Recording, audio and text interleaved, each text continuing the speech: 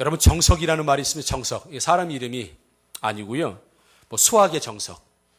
아마도 지금도 정석, 수학의 정석이 있는지 모르겠습니다만은, 과거에 이제 중고등학교 다녔을 때 수학의 정석 한번 안 풀어보고 안 잡아본 분 없을 것입니다. 그래서 수학의 정석 1, 2 이건 다 공부를 하셨을 거예요. 최소한 그 정석으로 배워야 수학을 잘할 수 있다. 수학을 성적을 올릴 수 있다라고 해서 수학의 정석, 또 바둑의 정석, 싸움의 정석, 낚시의 정석, 그러죠?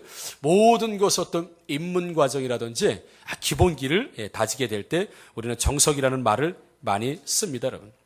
운동선수들도 정석대로 배운 사람하고, 우리가 그냥 쉽게 얘기하면, 이거 편집할 거겠지만, 후럭구, 그죠? 막 후럭구로 막 배운 사람하고 틀립니다. 탁구를 쳐봐도 이 폼이 쫙 잡힌 사람과 후럭구로 치는, 자꾸 이렇게 얘기하면 안 돼. 일본말 쓰면 우리 아이가 야마도니까 일본말 쓰지 말라 그랬거든요. 그래서 일본말 안 써야 되는데, 그냥 막 대충 배운 사람은 실력이 잘 늘질 않습니다. 그리고, 게임을 하더라도 상대가 좀 싫어해요. 그래서 스포츠도 정석으로 배우고 어떻게 기본기가 있으면 이 기본기를 잘 배운 사람이 어떤 그 스포츠도 굉장히 그 실력이 향상될 수 있고 공부도 마찬가지죠.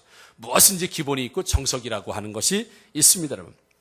전투에서도 마찬가지입니다. 싸움도 정석이라는 게 있어요. 그냥 무조건 가서 그냥 달려들고 싸운다고 영화처럼 싸워서는 안 됩니다. 주인공은 적진에서 일어나서 총을 쏴도 안 맞아요. 총알이 피해가기 때문에.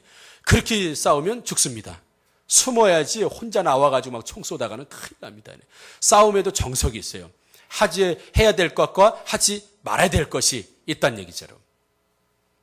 오늘 본문을 통해서 보게 되면 아이성이라고 하는 전투에서 오늘 본문 이전에는 이스라엘 백성들이 아이성 전투에 가서 상당히 참패를 하고 돌아옵니다. 그러고 나서 이것이 어떻게 된 일인가라고 하나님께 질문하니까 하나님께서 범죄한 사람이 있었기 때문에 아이성 전투를 실패했다고 그렇게 말씀해 주시고 결국은 색출해서 누가 뽑히냐면 아간이라는 사람이 뽑히고 그래서 아간이라는 사람이 그 여리고성 싸움에서 하나님께서 절대로 모든 걸 하나님께 다 바치라고 했을 때 자기 자신이 도둑질하죠. 그리고 도둑질 때문에 이스라엘 백성들이 아이성에서 실패한 것으로 그렇게 나오고 그래서 아이성 전투의 실패의 주된 원인이 되었던 아간의 그 범죄함을 돌을 던져서 죽이는 이런 모습을 오늘 본문 이전에 볼 수 있습니다, 여러분. 그리고 나서는 다시 하나님께서 오늘 본문에서 야 여호수아야 다시 담대하라, 다시 용기를 가져라, 다시 한번 아이성 전투에 가서 싸워라. 그리고 나서 하나님께서 아이성 전투에 가서 싸움에 대한 어떤 기술, 정석이라고 할까요? 이런 것들을 오늘 우리들에게 보여주시고 말씀해 주시는 모습이 볼 수 있습니다. 조금 전에 말씀드리겠지만 아이성 전투에서 실패하고 또 실수하고 진 이유를 직접적인 원인은 아간의 범죄 때문이다. 그래서 아간을 다 어떤 처단하고 그 일을 다 마무리 짓고 난 다음에 그리고 나서 아이성 전투에 나가서 싸웠을 때는 대승을 거두게 되죠. 그렇지만 우리가 과연 아간의 범죄에서만 실패의 원인을 찾아볼 수 있겠는가? 직접적으로 아간의 범죄가 직접적인 원인이 되겠지만 이스라엘 백성들 안에서 어떤 흐르는 영적 분위기 내지는 어떤 승리 이후에 그들을 지배하고 있었던 어떤 분위기를 우리가 알 수 있는 단서가 하나 있습니다. 우리 7장 3절 안 보셔도 됩니다. 제가 잠깐 말씀드리면 7장 3절에서 뭐라고 이야기를 하고 하냐면 여호수아가 아이성 전투를 하기 전에 거기를 한번 가서 정탐해라. 이 여호수아가 또 이 정탐 주특기 아니겠습니까? 이제 정탐의 또 달인 아니겠습니까? 네. 그래서 모세에게 정탐을 보내서 정탐하고 왔던 그 경험을 살려서 여호수아도 또 아마도 여기서는 각 지파를 뽑지 않았다 할지라도 어떤 정탐을 하고 어떤 것을 협의를 하게 될 때 대부분은 모든 지파에서 대표를 한 명씩 뽑아가지고 정탐을 보내고 보고 와서 또 결정하는 이런 어떤 룰이라는 게 기본적인 룰이라는 게 있었죠. 그래서 여호수아가 아마도 각 지파에서 한 명씩 뽑아서 아이성이 도대체 어떤 성인지 한번 가서 정탐해보러 가라라고 했을 때 이 사람들이 가서 보게 됩니다. 보고 와서 뭐라고 보고했냐면 그들은 소수이니 모든 백성을 그리로 보내어 수고롭게 하지 마옵소서 이렇게 얘기합니다. 아마도 우리가 추론하기는 12명의 정탐꾼이라고 봤을 때 12명이 와서 여호수아 대장님 뭘 그렇게 다 올라갑니까? 우리가 가서 보니까 아이성은 여리고성의 10분의 1 정도뿐이 안 됩니다. 실제로 성 크기가. 뭐 우리가 여리고성도 이겼는데 10분의 1뿐이 안 되는 그 아이성, 뭘 그렇게 다 올라가려고, 그냥 수고롭게 번거롭게 하지 말고 그냥 싸움 잘하는 사람 한 3,000명 정도만 뽑아서 올라가게 되면 분명히 보나마나 이깁니다. 라고 보고를 하게 됩니다, 여러분. 이것이 요 상황에서 이스라엘 백성들이 가지고 있던 어떤 마인드, 같이 어떤 분위기였다는 거예요. 그러니까 여리고성의 전투를 싸우고 나서 이기고 난 다음에 승리에 도취된 나머지 아이성을 가서 보니까 3,000명 정도만 가면은 싸움에서 충분히 이길 수 있다고 하는 어떤 확신을 가지고 여호수아가 그렇게 얘기한 거죠. 근데 여호수아 갈렙이 보고했을 때는 이게 상황이 더 안 좋습니다. 왜냐면 12명의 정탐꾼이 10명이 야 우리는 말이야 그들에 비하면 말이야 메뚜기다라고 보고했지만 여호수아 갈렙이 모세에게 이전에 여리고성을 정탐하고 가나안 땅을 정탐하고 왔을 때 보고는 그때 10명 중에 최소한 2명은 믿음의 고백을 했고 10명은 부정적인 고백을 했습니다. 예, 근데 여기는 모든 사람들이 다 부정적으로 실제로 얘기한 거예요. 한 사람도 아닙니다. 우리가 어떤 싸움에서든지 하나님을 의지하고 하나님을 도와주셔야 되는 거지 우리가 그렇게 섣부르게 판단해서는 안 될 것 같습니다. 우리 최선을 다합시다라고 말하는 사람이 한 사람도 없었어요. 그래서 여호수아 갈렙이 부정적인 보고를 했던 10사람이 보고했던 상황보다 모든 사람이 올라간 사람들이 전부 다 다 올라갈 필요 있겠습니까? 한 3,000명만 갑시다. 대충 싸워도 이깁니다라고 보고를 전부 지금 하고 있다는 것. 이게 바로 그래서 여호수아는 보니까 모든 사람이 아마 12명이라고 가정했을 때 12명의 사람이 전부 그렇게 보고하니까 그 말이 맞는가 싶어서 여호수아도 아차 실수로 그 말을 따르고 실제로 3,000명 정도만 이제 올라가게 되는 것이죠. 만약 거기서 믿음의 고백을 한 사람이 한 사람이라도 있었다고 한다면 여호수아는 다시 생각했을 거예요. 아, 그렇지. 믿음을 가지고 하나님 도와주셔야지라고 하는데 모든 사람들이 그렇게 고백하다 보니까 그만 여호수아도 그들의 말에 설득이 됐다고 할까요? 그래서 3,000몇 명 올라가게 되는 것으로 보고 있죠. 이것이 지금 이 상황, 아이성 전투를 앞에 놓고 있는 이스라엘 백성들이 가지고 있었던 생각. 왜냐하면 모든 지파의 대표적인 사람들이 다 그렇게 보고했다는 건 이스라엘 백성들의 모든 백성들이 그렇게 생각하고 있었다라는 것을 우리가 알 수 있겠죠, 여러분. 한번 상상해 보십시오. 여리고성을 빙빙빙빙 10바퀴 돌고 여리고성이 와 무너졌습니다. 소리 지르고 나팔 불고 해서 무너져가지고 가서 전부 죽였죠. 아이성 전투에서 어떻게 싸웠을 것 같습니까? 여러분? 성을 돌았을까요? 나팔을 불었을까요, 여러분? 아닙니다. 아마도 최정예 그래도 나름대로 싸움깨나 한다는 사람 3,000명 골라서 보냈을 거예요. 어떻게 했어요? 이겼으니까 와 함성을 지르면서 아마도 칼과 창을 다 뽑아들고 아마도 총진격하면서 아이성을 쳐들어갔을 것입니다. 뭐 작전이 필요 있겠습니까? 뭐 대충 3,000명만 가도 되는데 뭘 숨어서 보고 정탐하고 뭐 작전을 짜고 뭐 100명은 이쪽으로 가고 100명은 저쪽으로 가고 뭐 2,000명은 어쪽 이런 작전이 필요 있겠습니까? 아주 우습게 본 아이성이었는데 무슨 작전이 필요했겠어요? 그냥 가서 치면 된다고 해서 일방적으로 아마 공격을 했을 거예요. 아마 사기 충천해서 공격을 했을 거예요. 그런데 오늘 본문을 통해서 보게 되면 내용 중에 하나가 우리가 먼저 올라갔을 때 저 아이성 사람들이 우리를 막 쳐내려왔던 것처럼 이번에도 또 쳐내려오게 될 것이다 라고 한 것을 우리가 생각해 보게 되면 이스라엘 백성들이 막 3,000명이 싸움을 하러 올라갔을 때 아이성을 문이 확 열리면서 그들도 막 내려왔을 거예요. 그런데 자신들이 올라가서 싸우면 이게 한 번에 이길 것이라고 상상을 하고 올라갔고 그런 어떤 확신을 가지고 올라가는데 그게 아니라 아이성 문이 확 열리면서 쏟아져 나오는 아이성 사람들의 그 기세등등에 눌려서 겁을 먹고 도망가다가 36명인가 죽게 됩니다. 3,000명이 올라갔는데 36명 죽었으면 많이 죽은 건가요? 아니면 적게 죽은 건가요? 적게 죽은 거예요? 유가족을 생각해 보십시오, 여러분. 적게 죽은 건가? 36명이 유가족한테 그런 얘기하면 이게 보통 속상한 게 아니에요. 36명, 3,000명에 36명이면 사실은 전쟁에서 조금 손실입니다. 그렇죠? 3,000명이 다 죽을 수 있는 상황에서 30명 남짓 죽고 실패한 건 그래도 나름대로는 잘 도망친 거예요. 그래서 아마도 이 3,000명 뽑을 때 달리기 실력을 보고 뽑지 않았나 생각해요. 얼마나 잘 달렸으면 추격해 오는데 그래도 30명 정도만 죽고 나머지는 2,970명 다 살았어요. 그래도 대단한 36개 주특기라고 말씀드릴 수 있죠. 3,000명 올라갔는데 30명 남짓 죽었단 말입니다. 그 별 큰 실패가 아니에요. 그런데 여호수아는 땅바닥에 주저앉으면서 완전히 좌절해버립니다. 그것을 보게 되면 3,000명 올라갔던 사람들이 싸움 못하는 사람들이 아니라는 겁니다. 나름대로 최정예 부대를 골라서 3,000명, 뭐 다른 사람까지 피해주지 말고 이 사람들이 가면 한 번에 이길 수 있다고 하는 나름대로 강력한 군사력을 가지고 있는 싸움 기술을 가지고 있는 3,000명을 올려 보냈는데 이 사람들이 보기 좋게 대패하고 내려온 걸 보면서 더 이상 이제 대안이 없는 겁니다. 싸움 잘하는 사람 3,000명을 골라서 내보냈음에도 불구하고 실패하고 돌아온 이 사람들을 보고 여호수아는 이제 낙심하게 되는 것이죠.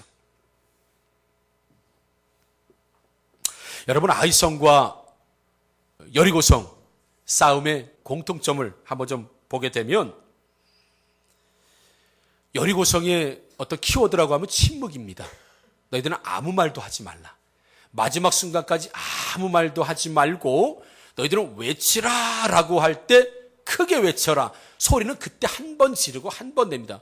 키워드는 뭐냐면 침묵하라는 얘기입니다. 침묵. 여리고성의 싸움의 기술은 침묵이었습니다. 그리고 오늘 본문, 오늘 여호수아, 오늘 8장의 본문에서 보게 되면 아주 자주 등장하는 단어가 하나 있는데 뭐냐면 매복이라는 단어, 매복. 여러분, 매복 군대 갔다 오신 분들은 아시지만 여성분들은 잘 모르시죠? 잘 모르죠? 모르실 거예요, 아마. 여러분들이 부부싸움하고 유아실로 오고 메탄공원에 나가는 게 매복입니다. 남편이 못 찾도록 숨는 거. 이 여자가 어디 갔지라고 막 헤매도 걱정하지 마십시오. 남자들 대부분 부부싸움하면 유아실내 옵니다.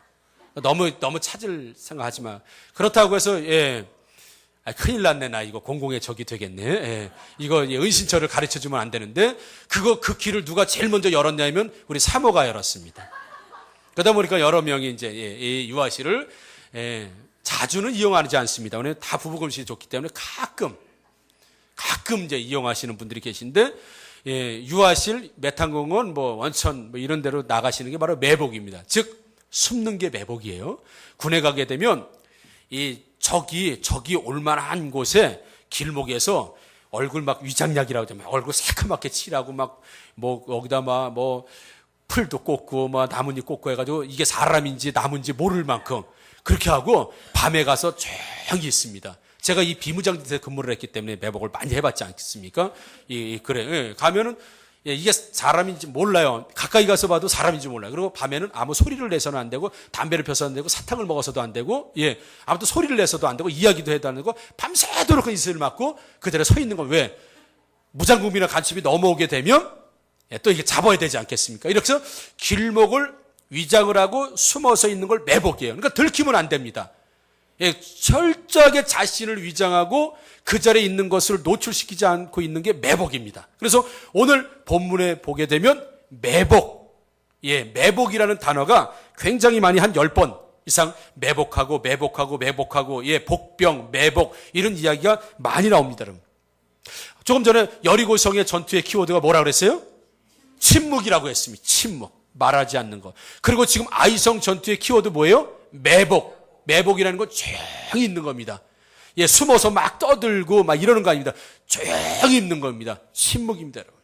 어떤 신호가 있을 때까지 침묵하는 것, 그것이 매복이라는 것이죠. 홍해바다 앞에서도 너희는 가만히 있으라고 했습니다.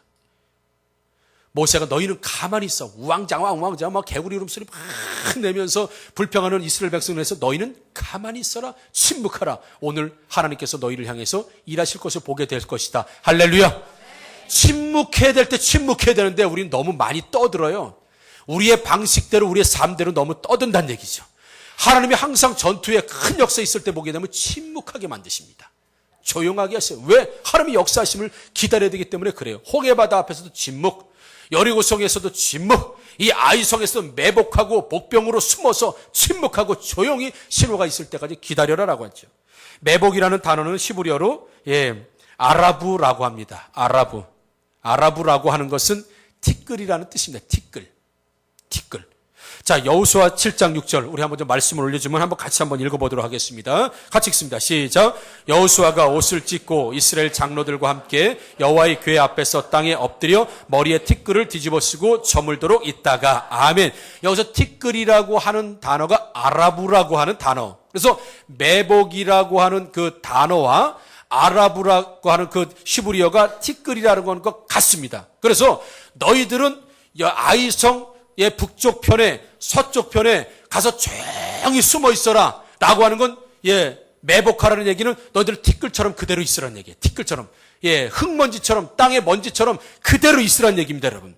지금 이 티끌이라고 하는 것은 이스라엘 백성들의 죄를 회개할 때 모든 걸 하나님 앞에 올려드리고 모든 손을 놓고 이제 하나님의 처분만 바랍니다. 내가 이렇게 범죄했습니다. 내가 이렇게 잘못했습니다. 하나님의 긍휼하심, 하나님의 역사하심, 하나님의 도우심이 전적으로 필요합니다라고 할 때 그들은 티끌을 죄를 뒤집어 쓰고 하나님 앞에 회개하고 하나님의 도우심을 바라고 있을 때 했던 것이 티끌이에요, 여러분.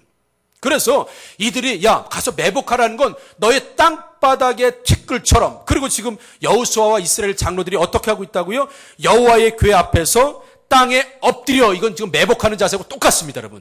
매복하는데 이렇게 서서 매복하는 사람은 없습니다. 보이니까 전부 땅에 바짝 엎드리는 게 매복입니다. 그리고 티끌처럼 땅에 붙어 있는 것이 바로 아라부라는 것이에요. 그래서 너희들 가서 매복하라는 걸 하나님이 주신 어떤 전술이라기보다는 아이성 전투에서 실패한 너희들 왜 실패했는지 알아요, 여러분? 서 있었기 때문에 그래요. 자신이 있었기 때문에 그렇습니다. 여리고성이 그 전투의 승리에 심취한 나머지 하나님이 역사하셨던 걸 잃어버리고 마치 내가 싸워서 이것처럼 승리에 도취되어서 자신의 몸을 드러내고 엎드리지 않고 여러분 서 있었기 때문에 그래요. 특글이 되지 않고요. 마치 자신이 300용사가 된 것처럼 정예부대가 된 것처럼 그렇게 쳐들어갔다가 대패하고 망신당하고 죽고 내려온 것을 보면서 하나님은 싸움은 그렇게 하는 게 아니다. 인생 싸움은 그렇게 하는 게 아니다. 잘났다고 해서 그렇게 하는 게 아니다. 땅에 엎드려야 된다. 매복해야 된다. 내가 싸워주는 사람은 땅에 엎드린 사람이요 자기 자신을 티끌로 여기고 땅바닥에 티끌처럼 하나님 앞에서 그런 매복한 자세로 있는 사람에 한해서 내가 승리를 주겠다라고 하시는 하나님의 말씀인 줄 믿습니다, 여러분. 그러면서 하나님께서 주시는 말씀이 여호수아야 강하고 담대하라. 용기를 가져라. 걱정하지 말라. 이렇게 또 말씀하시잖아요. 8장 1절에서 말씀하시죠. 그리고 모세에게도 가나안 땅에 들어갈 때 항상 말씀하시죠. 야 모세야 강하고 담대하라. 염려하지 말라. 강하고 담대하라. 모세가 죽고 나서 여호수아가 두려움에 떨었을 때도 여호수아야 강하고 담대하라. 하나님은요 모세를 부르셨을 때도 아브라함을 부르셨을 때도 하나님의 백성들을 전부 부르셨을 때 어떤 싸움이 있기 전에 말씀하시는 것이 강하고 담대하라. 내가 너희와 함께 하겠다라고 하는 이 말씀을 먼저 주시고 나서 싸움을 붙이십니다, 여러분. 왜 싸움에서 하나님께서 먼저 강하고 담대하라고 말씀하실까요? 배짱이 없으면 질까봐? 왜 하나님은 싸움을 앞두고 항상 강하고 담대하라고 말씀하셨을까? 왜 그러셨을까? 믿음을 가지고 싸우라고요? 원론적으로 그렇습니다. 여러분 기드온의 300용사 한번 생각해 볼까요? 기드온의 300용사가 가지고 있었던 싸움의 도구가 있습니다. 혹시 생각나십니까? 혹시? 뭐죠? 횃불과 항아리. 맞습니다. 또 하나가 있습니다. 나팔. 지난번에 어떤 분이 호루라기 그래. 이게 호루라기 아니야. 항아리, 나팔, 횃불. 이게 싸움 기구입니까, 이게? 이게 싸움 기구냐고요? 횃불로 지질라고요, 가서? 항아리로 얼굴 확 씌우려고요? 그런 거예요? 나팔로 고막 찢으려고? 이게 전투 도구냐고, 이게 전투 도구냐고. 칼이어야죠. 창이어야죠. 도끼여야죠. 안 되면 농기구라도 가지고 가야지. 그렇지 않습니까? 아니면 돌을 2개라도 들고 가야 이게 전투기구지. 무슨 나팔, 항아리, 횃불, 이런 거 가지고 싸울 때 여러분, 제가 여러분들 그렇게 싸우라고 하면 여러분 나가서 아멘 그러고 나갈 것 같아요? 가겠습니까? 무슨 아멘이야, 아멘. 힘든 거 이거. 지금 죽느냐 사느냐 했는데 항아리 가지고 나가서 싸우라 그러면 하겠어요? 그래도 아멘이래. 할렐루야. 믿음이 제일 좋으신 우리 김정희 선생님 감사합니다. 예를 들어서 제가 김종성 성도님에게 이번에 김종성 성도님, 이 메탄동대 예를 들어 무슨 동, 싸움이 있습니다. 예를 들어서 우리 메탄동 대표로 우리 김종성 성도님 나간 거예요. 그래서 한 사람은 죽을 때까지 싸우는 거야. 예를 들자면, 그래서 제가 이제 우리 김종성 성도님에게 작전을 주는 거예요. 다른 작전 필요 없어요. 한 200대 먼저 맞으세요. 200대 정도 맞다 보면 상대가 200대 때리다 보면 엄청 지칠 겁니다. 그럴 때 한 번에 때려서 보내는 거예요. 아시겠죠? 그러면 그 싸움 가지고 아무래도 이렇게 자꾸 아멘하면 이게 안 되는데, 진행이 안 되는데. 그래도 200대 맞고 싸울 거예요? 예? 왜? 제가 그렇게 얘기하면 그렇게 싸울 수 있을 거예요? 왜요? 순종해야 되기 때문에.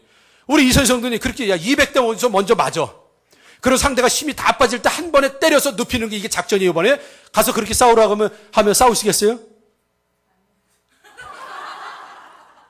믿음 제일 없는 분한테 여쭤봐야 되겠다. 우리 장로님, 싸우겠어요? 이러면서 은근히 잘하는데, 믿음 없는, 가장 없다고 하는 장로님이 아멘 하셨어요. 그러면 현실적으로 우리 찬이 그래도 싸우겠어요? 나가서? 안 나간다고 그랬잖아요. 그래, 이제 확인됐어요. 좋아. 여러분, 제가 만약에 진짜 그렇게 여러분들에게 그렇게 싸우라면 그거 싸우겠습니까? 목사님, 미쳤어요? 200대만 내 먼저 죽어요. 미쳤어요. 이렇게 나오면 안 돼요. 만약에 제가 싸움의 고수이고 감독이고, 그런데 장로님에게 만약에 예를 들어서 그렇게 싸우십시오라고 하면 장로님이 저를 절대적으로 신뢰하지 않으면 이 싸움은 못하는 겁니다. 근데 나가서 진짜 200대 맞을 각오로 나가는 거예요. 왜요? 저를 신뢰하면. 분명히 목사님이 말씀하시면 이길 수 있다고 하는 신뢰 있지요. 그 신뢰가 강력하면 이 싸움의 방법이 이상한 방법이라 하더라도 그렇게 할 수 있는 줄 믿습니다, 여러분. 그래서 강하고 담대하라고 말씀. 강하고 담대하는 건 내가 이제 이상한 방법을 너한테 얘기할 거다. 아직 그 방법을 얘기 안 하신 거예요. 여리고성을 돌기 전에 너희들 먼저 강하고 담대하라. 정결하게 하라. 먼저 준비하라. 그리고 나서 방법 주셨는데 빙빙 돌아라. 그 방법 주신 거예요, 여러분. 강하고 담대하라는 걸 적군을 향해서 강하고 담대하라는 것보다 내가 이상한 방법으로 너에게 지시할 텐데 그것을 신뢰할 수 있니? 그 신뢰하기 위해서 너희가 강하고 담대해야 된다. 나를 믿는 절대적인 신뢰의 믿음, 그 믿음을 강하고 담대하게 갖지 않으면 내가 원하는 방법 너희들이 수용하기 어렵다는 얘기예요. 아유, 하나님 농담하세요. 지금 여리고성 밑에 빙빙 돌다 위에서 뭐 떨어뜨리려고 하면은, 맷돌 맞아 죽은 여자도 있는, 사람도 있는데, 시스라고 하는 사람이 그냥 맷돌 맞아 죽었잖아요, 여러분. 그 신뢰가, 여러분, 되겠습니까, 여러분? 그렇게 여러분 싸울 수 있습니까? 여러분, 다윗이 골리앗하고 싸우러 나갈 때, 무슨 건법으로 나갔습니까? 무슨 건법? 회오리 건법. 여러분, 갑옷을 입고 나가도 지금 죽을 판인데 차이가 너무 3m와 한 1m 50, 60짜리 싸우는데 이게 싸움이 되겠습니까? 여러분, 한번 제가 이 말씀을 좀 상상을 해봤어요. 말이야, 다윗이 말이야, 막 말씀을 내치면서 앞으로 막 나갈 때, 물매를 돌리면서 막 나갈 때, 이건 이렇게 역사적으로 이렇게 싸워본 경험, 이거는 이런 일은 없는 겁니다.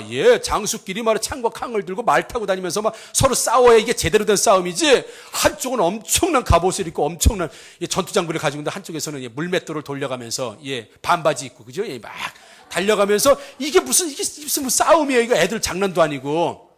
그럴 때도 이게 영화로 만들게 되면 상상할 거예요. 다윗이, 이 승리는 칼과 창에 있지 않고 이 만골에 여호와의 이름으로 있다. 그리고 막 돌리면서 나갈 때 이제 주변 인물들의 표정이 나옵니다. 여러분, 그러지 않겠어요? 이게 뭐예요?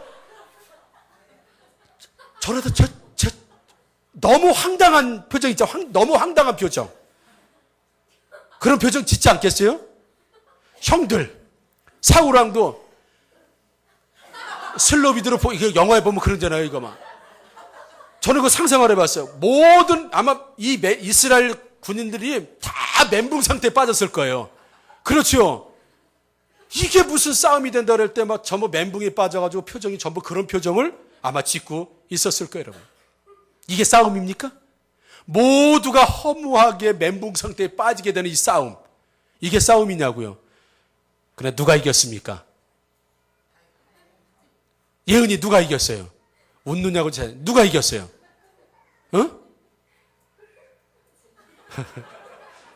엄마 닮아가지고 웃음이 많아요.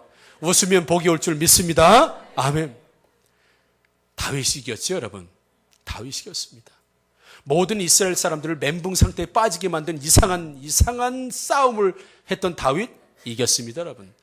여리고성을 그저 말없이 돌다가 와 그러지는 않고 믿음이니까 할렐루야 여호와 하고 외쳤겠죠. 와 외쳤겠. 이건 싸움의 기술이 아닙니다. 이건 정석이 아닙니다. 이건 여러분 그 방법을 받아들이기 위해서 필요한 게 강하고 담대한 믿음인 줄 여러분 믿습니다, 여러분. 오늘 아이성 전투에서 하나님께서 티끌처럼 땅에 엎드려라 그리고 매복하라 이 얘기는 싸움의 전투의 기술이 필요한 게 아니다. 어떤 방법이 필요한 거 아니다. 내가 지금까지 이스라엘 백성들을 계속해서 이끌면서 정상적인 방법으로 성공한 적이 하나님은 거의 없습니다, 여러분. 이상한 방법, 아무도 써보지 않은 방법. 이거 받아들이기 어려운 방법을 늘 하나님이 요구하셨어요. 그리고 나서 그 요구하시기 전에 항상 강하고 담대하라. 내가 이상한 명령을 너에게 내릴 것이다. 이상한 주문을 할 것이다. 이상한 지시를 하게 될 것이다. 그때 필요한 게 강하고 담대한 믿음이니 너는 오직 나만 바라보고 그것을 받아들이라. 여러분, 인생에 실패하는 이유가 바로 여기 있습니다. 하나님께서 이상한 방법으로 우리에게 요구를 하세요. 이상한 방법이라고 해서 세상의 방식이 아닌 하나님 말씀대로 방식으로 살면 복이 된다고 하는데도 불구하고 이건 이상한 방법이기 때문에 받아들이기 어려운 거예요, 여러분. 말씀대로 산다는 게 강하고 담대한 믿음이 있지 않으면 말씀대로 살 수가 없습니다. 왜요? 그렇게 살다가는 죽을 것 같은데, 그렇게 살다가는 망할 것 같은데, 그렇게 살다가는 전투에 실패할 것 같은데, 이걸 받아들일 수 있습니까, 여러분? 못 받아들입니다. 이건 보통 강한 신념 아니면, 보통 담대함 아니면, 보통 용기가 아니면 하나님이 원하시는 이 말씀을 받아들일 수가 없어요. 그래서 하나님이 항상 말씀 주시기, 지시 주시기 전에 먼저 필요한 게 강함이다, 담대함입니다. 이것이 상대를 향한 강함과 담대함이라기보다 하나님 명령, 하나님 말씀을 받아들일 수 있는 믿음 안에서 강하고 담대함인 것을 하나님 말씀, 왜요? 그 다음에 주어지는 명령이 받아들이기 어려운 것이기 때문에. 그러나 여러분, 거기에 인생의 승리가 있고 거기에 축복이 있는 줄 믿습니다, 여러분. 이상한 방법으로 지금도 여러분들을 말씀하고 계세요. 근데 워낙 이상하니까 못 따라가는 거예요. 워낙에 이상하니까 따라가다가 이상한 사람 될 것 같고 망할 거 안 될 것 같으니까 자꾸 선회하는 거예요. 아이성 전투처럼 보편적인 전투 방식을 선택하게 되는 거예요. 그런데 망하지 않습니까? 근데 안 되지 않습니까? 그런데 하나님 방식대로 하니까 모두 이기지 않습니까, 여러분? 바로 다윗의 고백을 한번 좀 들어보십시오. 우리 사무엘상 17장 45절 한번 같이 읽어보겠습니다. 시작. 다윗이 블레셋 사람에게 이르되 너는 칼과 창과 단창으로 내게 나아오거니와 나는 만군의 여호와 이름 곧 내가 모욕하는 이스라엘 군대의 하나님의 이름으로 내게 나아가니라. 아멘. 세상의 방법은 칼과 창과 단창입니다. 그러나 우리의 인생 성공의 방법이와 믿음의 방법은 뭐라고요? 이스라엘 군대 하나님의 이름, 하나님의 이름과 칼과 창과 단창이 싸울 때 우리는 칼과 단창, 창을 받아들이기는 쉬워요. 그래서 여호와의 이름으로 세상을 향해서 칼과 단창과 이 창, 이것을 대적하기에는 하나님의 이름으로만 가기에는 너무 무섭다는 나머지, 그래서 하나님께서 여호와의 이름을 가지고 나가는 너희들에게 필요한 거 강하고 담대한 믿음이다, 강하고 담대한 용기다, 절대적인 신뢰다. 그래서 아까 200대 맞고 먼저 이런 얘기한 게 저에 대한 철저한 신뢰가 없다고 한다면 200대 안 맞습니다, 절대. 그러나 무슨 뜻이 있을 거야? 반드시 이길 것이라고 하는 목사님 말씀하시면 우리는 진 적이 없기 때문에 나는 200대를 맞을 망정 그렇게 할 것이라고 하는 그 전략대로 하기 위해서는 얼마나 철저한 믿음과 신뢰가 필요하겠습니까, 여러분? 다시 한번 여러분들에게 촉구합니다. 여러분 세상 방식 따라가고 여러분들을 스스로가 방식 만들어내지 마시고 이상한 방법이라 하더라도 받아들이기 어려운 하나님 말씀이라 하더라도 안 될 것 같아도 해보시라고요. 그러면 복이 될 줄 믿습니다. 아는 것과 행하는 것이 하나가 되어야 됩니다. 해보시. 하자니 이상하거든요. 안 되거든요. 이건 보편적인 세상 방법이 아니거든요. 그러니까 안 하는 겁니다. 근데 하는 사람은 뭐가 있었어요? 강한 믿음, 담대한 믿음, 절대적인 신뢰가 있으니까, 즉 누구의 고백대로, 에스더의 고백대로 죽음은 죽으리라고 하는 절대적인 하나님의 신뢰, 말씀에 대한 신뢰가 없으면 그렇게 나아갈 수가 없는 거. 그래서 하나님은 항상 전투에 앞서서 강하고 담대하라. 누구를 향해서? 하나님의 이 말씀, 하나님의 명령에 대해서 강하라, 담대하라. 내가 너와 함께 할 것이다. 그러니 방법을 따지지 말고 내가 함께 하는 걸 먼저 생각하라고 하시는 하나님의 말씀을 생각하게 되게 된다면 여러분들의 인생은 실패가 아닌 성공의 인생으로 되게 될 줄 믿습니다. 여러분, 한 80년 전에 이런 일이 있었다고 합니다. 영국에 린드버그라고 하는 사람이 있었습니다. 린드버그라고 하는 사람이 프로펠러 하나 달린 걸 가지고 대서양을 세계 최초로 건너게 됩니다.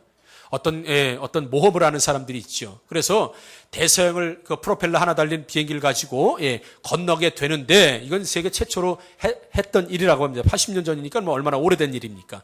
그래서 많은 기자들이 이 린드버그를 취재하고 많은 인파들이 린드버그라고 하는 사람을 어떤 추앙하고 환영해주기 위해서 약 한 10만 명 정도가 몰렸다고 합니다. 당시에. 그때 유명한 담배 회사 사장이 와서 린드버그에게 이런 요구를 합니다. 담배를 한 가치를 줄 테니까 담배를 물고 있든지 담배를 손에 들고 있든지, 담배를 아무튼 담배가 사진 기자들이 많이 사진을 찍을 때 담배가 나올 수 있도록 손에 들고 있든지 피고 있든지 어떤 게 좋으니까 그걸 좀 가지고 있으면 5만 달러를 드리겠습니다라고는 제의를 하게 됩니다. 그럴 때 린드버그라고 하는 사람이 뭐라고 그 사장이 얘기하면, 죄송합니다, 저는 세례받은 기독교인입니다. 그래서 저는 담배를 피울 수도 없고 가지고 있을 수도 없습니다. 죄송합니다. 사양하겠습니다. 당시에 80년 전에 5만 달러가 어마어마한 액수입니다, 여러분. 불을 한 번에, 평생의 불을 한 번에 손에 쥐어질 기회입니다. 그런데 그는 나는 세례받은 교인이기 때문에 담배를 피울 수도 손에 들고 있을 수도 없습니다라고 거부하게 됩니다. 근데 그 내용이 기사에 실리게 됩니다. 린드버그가 그것을 신앙으로 거부했다고 하는 기사가 실리게 돼요. 그래서 그러면 우리 린드버그를 더 좋은 곳에 도전할 수 있도록 우리가 성금을 모아주자 해가지고 기독교인들이 성금을 모아주는데 10만 달러가 모였다고 합니다. 할렐루야, 여러분. 이런 축복이 여러분들에게 있기를 주의 이름으로 축원합니다. 왜요? 담배 한 번만 손에 들고 있었어도 5만 달러가 되는데 나는 믿음으로 살기 위해서 이걸 놓겠다는 거예요, 여러분. 이건 세상 사람들 봤을 때 밀어내기 짝이 없는 사람입니다. 들고만 있어도 5만 달러인데, 들고만 있어도. 근데 이게 자기의 신앙 양심에 허락하지 않는 거예요. 5만 달러를 버리는 한이 있어도 거부하니까 하나님이 그렇게 10만 달러를 기독교인들이 모금을 해서 성금을 해서 모아줬다고 하는 내용을 책에서 읽어보았습니다. 바로 그런 겁니다. 세상은 미련하다고 할 때 하나님 말씀이라면 그것이 바로 인생 승리요, 인생 정복이요, 여러분들의 삶을 강력하게 할 수 있다는 것을 여러분 꼭 믿으시고, 다시 한번 우리 하학교의 성도 여러분들은 이해가 되지 않아도 말씀 따라가시기를 주의 이름으로 축원합니다. 여러분, 세상 방식 가지 맙시다. 손해가 나도 오늘 당장 혹 망한다고 통보가 올지라도 나는 믿음을 지키겠다고 하는 그 어떤 담대함, 용기, 하나님을 믿는 절대적인 신뢰, 절대 말씀을 거짓말하지 않는다고 하는 이 신뢰를 가지고 살아가게 되면 여러분, 아이성의 실패가 아니라 아이성의 성공이 저와 여러분들의 인생의 성공이 될 줄 믿고 감사드리며, 그렇게 되는 모든 이 자리에 예배드리는 성도들 되기를 다시 한번 주의 이름으로 축원합니다. 아멘. 기도하겠습니다.